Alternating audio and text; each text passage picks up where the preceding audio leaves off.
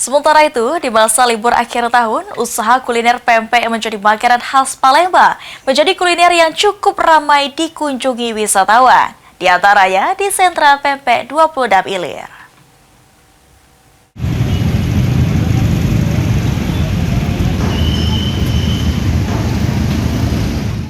Beginilah suasana di salah satu pusat kuliner pempek, kawasan 26 Ilir, Kota Palembang.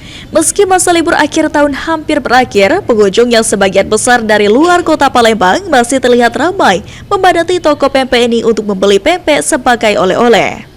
Selain itu juga, para pengunjung datang ke toko pempek untuk dapat langsung menikmati kuliner khas Palembang di tempatnya. Keramaian di toko pempek sendiri sudah berjalan sejak pagi hari, di mana pengunjung yang datang terus dengan sendirinya. Kuliner khusus di 26 ini dewek kak, cak mana kak penjualan kita?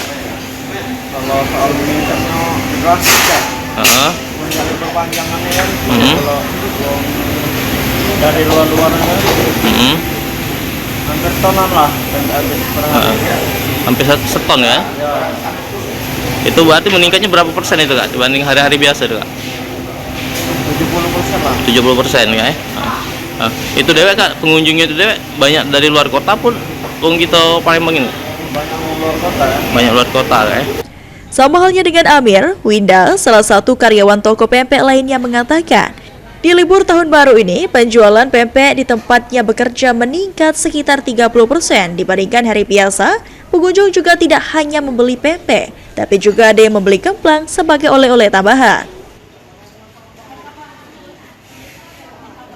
Alhamdulillah ya, antusias setelah liburan ini ya, para orang-orang pada liburan ke sini jalan menikmati makanan khas Palembang lah gitu ya, dari luar kota kan, yang liburan kemana-mana pasti beli oleh-olehnya sini. Jadi sebelumnya biasa, jadi ada peningkatan lah sedikit setelah liburan ini.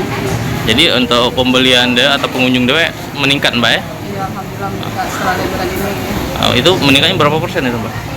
30% dari biasanya.